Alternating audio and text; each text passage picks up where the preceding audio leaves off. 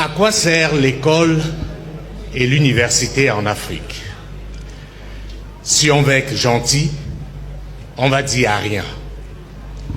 Mais comme à Mansa, nous n'avons pas pour ambition d'être gentils,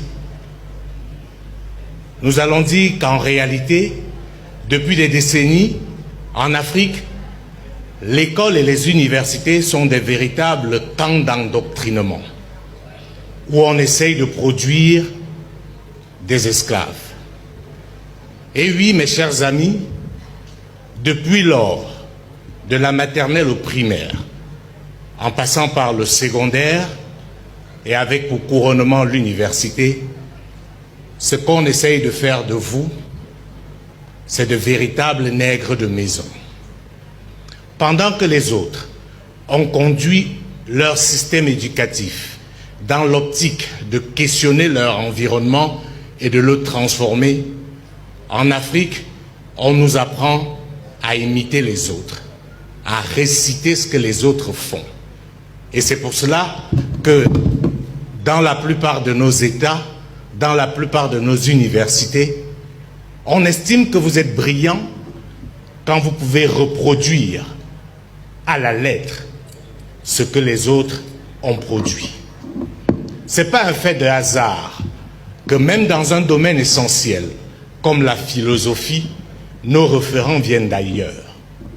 Nous sommes contents de parler de Hobbes, Emmanuel Kant, Platon, Socrate et j'en passe.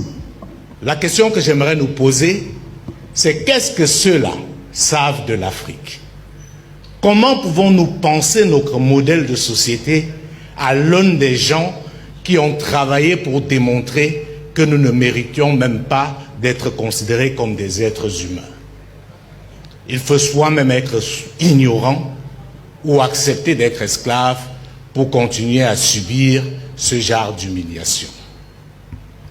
Madame, Monsieur, vous n'êtes pas plus intelligent parce que vous savez réciter ce que les autres ont écrit.